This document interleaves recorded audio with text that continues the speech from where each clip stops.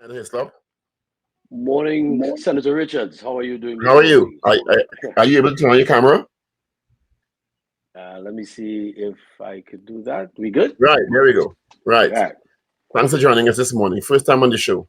Yes, indeed. Morning, Steve. Morning, Richard. Good to be with you all this morning. All right. Well, your colleagues had a press conference yesterday, Ministers Kojo and Webster Roy. Uh, what's the scenario in Tobago from your feedback in terms of flights on the air bridge returning? Now, we spoke to Dion Legault earlier on, who told us that it has been normalized. Is that your experience or feedback? Well, yes. As of yesterday, things seem to have settled down because I had some friends who actually came in from North America this morning, very early this morning, and they were there was actually space on the, I think it was the first flight this morning out of Piaco, which means that things have started to normalize. They got on board and they are presently in Tobago as we speak. We had a question earlier in the week about, and I know, to my knowledge, there's nothing prohibiting other airline companies from flying the route. The THA, through its tourism division, was in the past subsidizing Virgin, but they put it a release and stopped that because it was not commercially viable. CAL is Right. subsidized on the route. Uh, Mhm. and our question earlier in the week was, should other airlines be invited or overtures made to have other airlines on that route to bolster CAL's service? What do you think about that? Are we talking? We're talking about the domestic route, right? The domestic route, yeah. Um, I have no issue with other airlines if the business model works for them coming into the onto the air bridge and making it more convenient for the traveling public.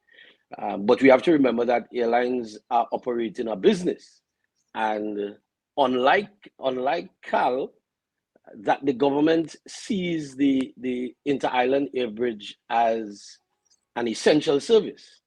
If an airline is running it as totally a business, two things would happen. We would recognize that a scheduled service may not be available, and two, the cost of traveling between the two islands will be increased because that airline sole business is to make money.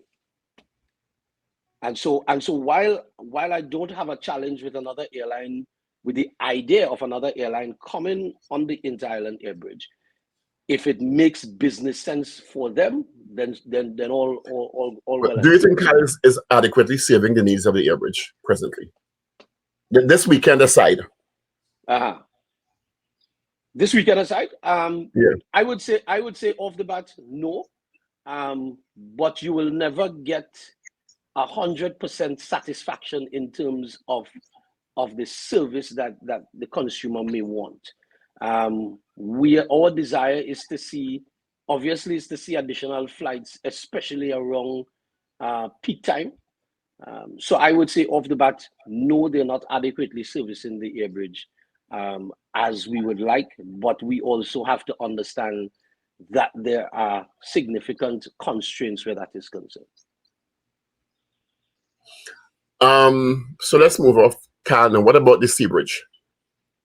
No, well, I would say the Sea Bridge is an efficient service. The Sea Bridge has been dealt with effectively by the government.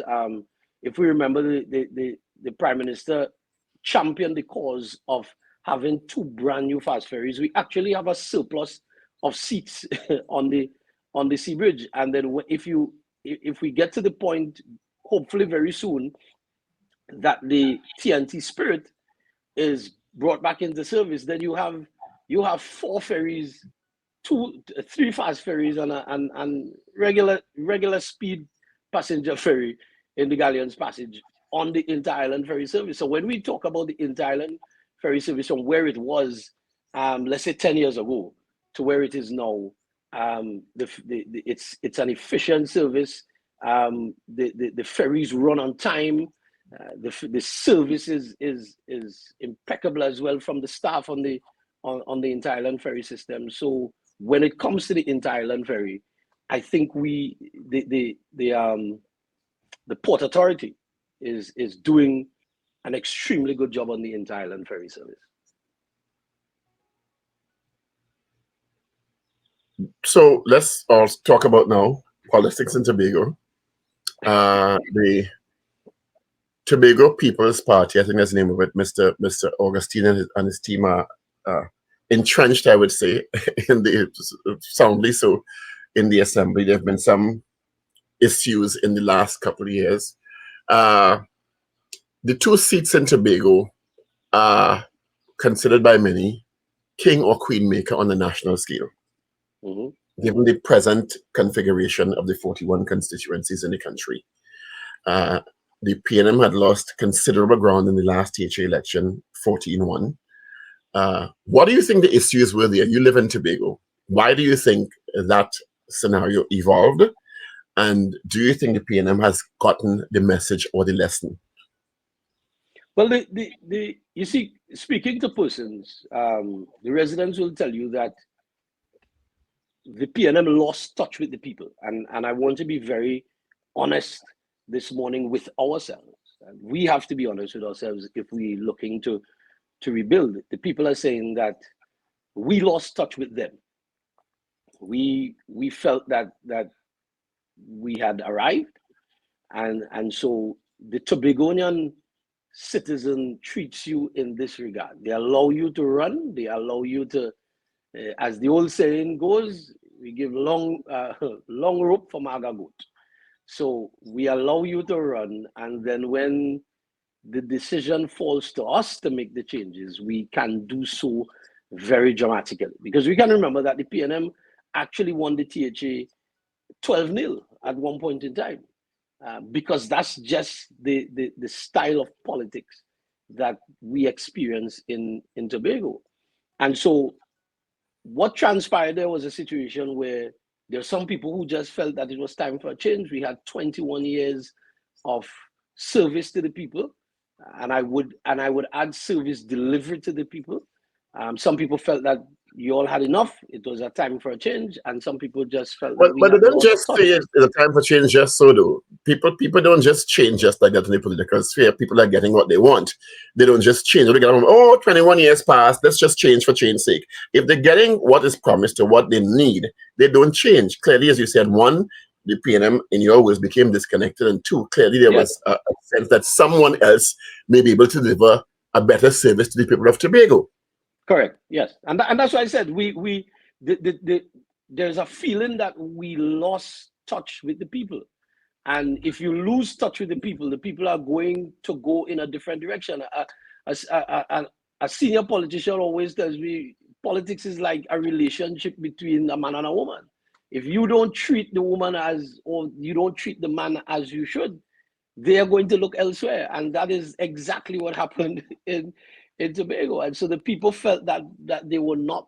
So Tobago has a new spouse then. Do you think you'll be able to get back that relationship? Tobago has chosen a different spouse at this time. And sometimes my mother's from Tobago and you're from Tobago. And they say, you're accustomed to starch, man. When you get here, Julie, you might go back to starch, No, but you see, there's a flip side to that, Paul. It says, there's been good house and bad houses come and call you.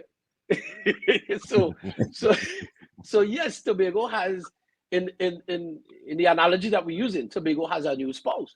But the question you have to ask the average Tobagonian now, after 24 months of being in this relationship, are you happier with this new spouse?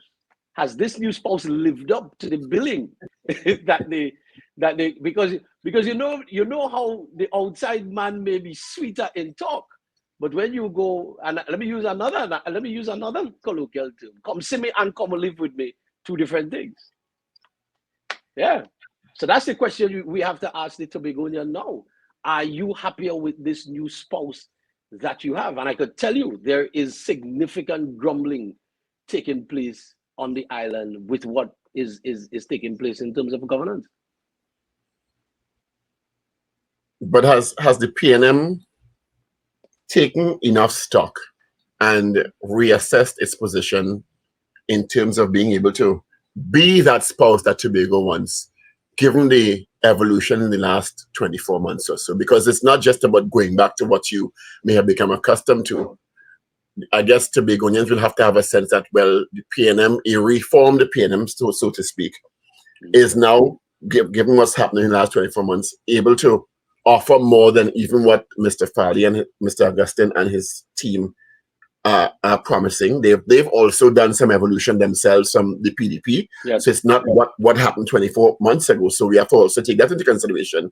Is Tobagonians have a choice to make now, and what is presented on either side or many sides, because you have Dr. Soyafat, Angus, and other entities in the fray too. Tobago is now in an interesting position. Let me put it that way. Yeah, and you're correct. But let me also remind the persons that we have had 3 different administrations within the last 24 months in Tobago, because the people voted for the PDP. A year after the people voted for the PDP and the PDP won an overwhelming mandate, you then had a situation where you had independents running the Tobago House of Assembly, and they're no longer attached to the PDP, and they're now independents, an independent collective. And Senator Richards, you of all people will know that doesn't really swing an independent collective. But that didn't stay that way forever, because now they're not an independent collective. They are a registered political party, recently officially launched. And if there was a legal challenge to them sitting in the assembly in that position, it would have been raised, I'm sure. So they didn't break the law. Right, and I'm not saying that they broke the law. All we're saying is that Tobago faced an unprecedented situation where you have 3 administrations governing the island with only 1 election, because you had one that was elected, you had independents, and now you have a new party. So based on the THA Act, they may not have broken the law, but how does that sit with the population? And that's the question. From an ethical standpoint, how does that sit with the population? And so yes, Tobago is in a unique position. And when it comes to the PNM, we have a lot of work to do, and the work has been taking place. It may not be widely banded about what we're doing, but we have been, every month we've been in the communities, walking the communities, meeting with the people, hearing their concerns, and hearing how they feel about us, and hearing in terms of what is taking place in Tobago. So the work is being done, and in some regard, we may not be doing it as fast as we should, but the work is being done to reconnect with the people, find out what their concerns are, and just be a presence in the communities throughout Tobago. I'm pausing for Richard to ask a question. Oh, no, I'm listening to the conversation. I think I have no question. I think do you think the assembly results and the assembly evolution in the last 24 months and people's perspective of that in Tobago has implications for the 2 seats? Because the 15 districts in the assembly is one thing, but the crown and the jewel, so to speak, nationally are Tobago East and Tobago West. Well, historically, Senator Richards, it has been proven to some regard that how Tobagonians vote for the Tobago House of Assembly is not necessarily how they vote at the national level. And so I guess it has to be drilled down from the position of surveys and so on to have a more detailed look at that. But the reality is we have to do our work, and when the elections are called, when the general elections are called, we treat with it, because it may sound cliche, but it is the reality of it that the PNM has never shied away from any elections, and the PNM has contested every election since this country has become independent. And so when the general elections come, we are going to contest the Tobago East and the Tobago West seats, and we are going to do our very best to retain those seats, and let the people. The reality is that that's what the democracy is about. We do the work, and we allow the people to have their say. How much of a factor is the gap, the chasm between central government presently vis-a-vis the Prime Minister and the Chief Secretary of the Tobago House of Assembly, Mr. Augustine? To me, it's significant. To me, it's worrying that we have a situation where our chief, and I want to say it from this standpoint. The Chief Secretary and the TPP has said that we are at war. And the Secretary for Infrastructure even called the TTPS a foreign military force.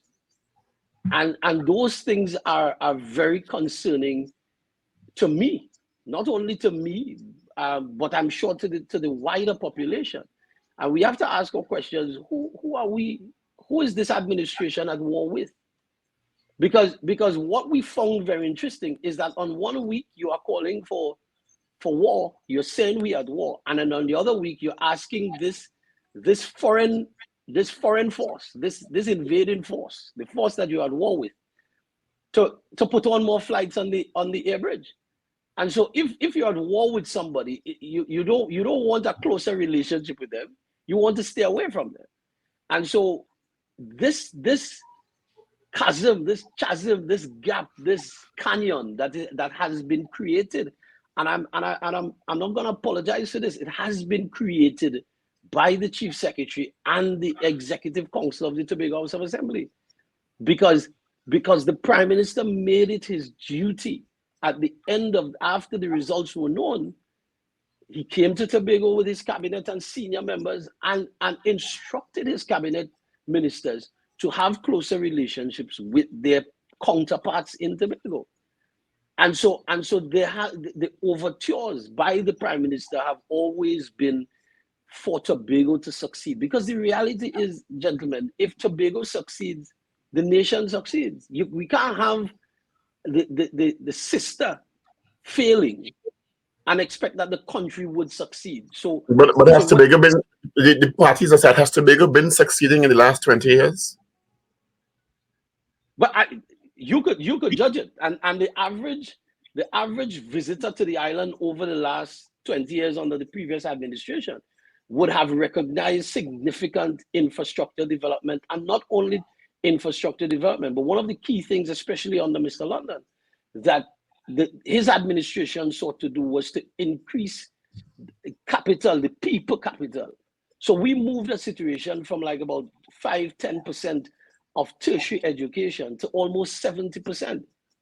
And this is what Tobago has experienced. That is true, and while that may be true, they don't stay in Tobago because they don't think they have the opportunities. So what does that say?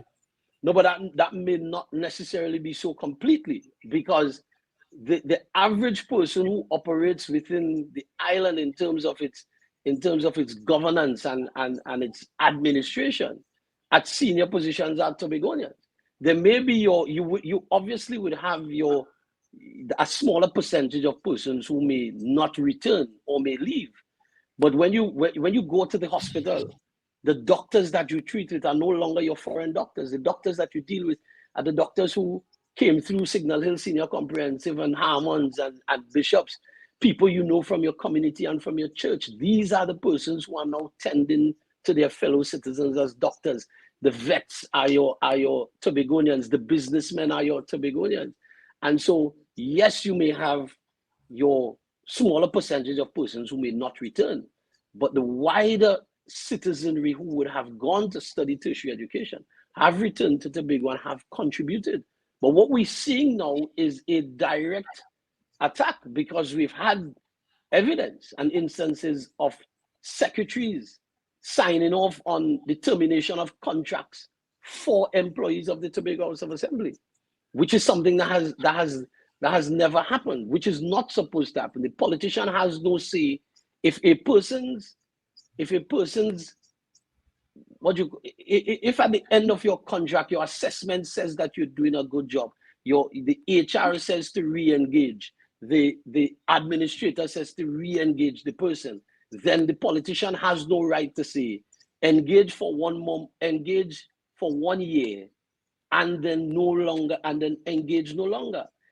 And when you did that, you technically engaged the individual for 1 more month because the person was still working for that year in their contract. And so when we talk about what has been done in Tobago over the last administration and the 20 years, where Tobago was prior 2001 to where it is now, I don't think persons can honestly say that Tobago has not developed. Well, in closing, I would have said I've interviewed so many stakeholders in Tobago over the last 15 or so years, and while there may have been progress, there has been still lamentation, no matter who is holding the reins of the assembly, as to the development of a formidable competitive tourism product on one hand, right. Agriculture or any sort of diversified economic development in Tobago, and that has remained a challenge in terms of Tobago not being second tier, if I can use that term, to Trinidad in terms of the rate of development. Let me call it the rate of development. I don't know what your perspective would be on that. Yes, I want to agree that in some of our sectors there's required additional work or increased work. And in terms of the tourism sector, I always say to people, and I'm no tourism expert, but when you listen to what the experts say, the tourism product that sells is when the front of the plane is full. And the persons who fill the front of the planes are the persons who would stay in your higher end hotel. And one of the challenges Tobago has always had over the years is higher end room stock. There is always room for the village tourism and for the lower end tourism. But what really drives your tourism economy is that front of the plane and your direct airlift. And so when you don't have quality room stock, you run the challenge of not being able to attract that demographic that will say, hey, we'll spend 10 days in a 5-star hotel in Tobago, but you don't have that. So then when you share your airlift with other islands who have that, what you find is that 80%, 70% of the aircraft comes off in Antigua or St. Lucia because these places have your high-end room stock. And so what you need is a overall package that treats with the high end, that treats with your mid and your low. If your high end isn't there, then you would hardly ever attract direct airlift. You look at Barbados and St. Lucia and Grenada, they attract direct airlift because they have the quality room stock that's required for that. And when your tourism product is up to that standard, it filters into your other industries. So your agriculture is going to come up to scratch because, hey, you have to be feeding people. The hotels are now requiring a particular amount of produce. And so your agricultural sector has to come up to scratch in order to treat with that, or you would be left behind. And so, yes, there are other areas that, and that's the thing about governance. Governance is a continuum. So what you build out within a period, then you move on to another sector and strengthen that sector, build out that sector until you have a total package on your island. Senator Hislop, we're out of time. Thank you for being with us this morning. Don't be a stranger. We're going to be continuing to monitor Tobago because, as I said, those 2 seats in Tobago mean everything to everyone contesting nationally. No problem, my brother. Whenever you need me, you can definitely reach out. Looking forward. Thank you so much for your time and your contribution. All right. Have a good day, everyone. Thanks. All right. Same to you. All right. Thank you.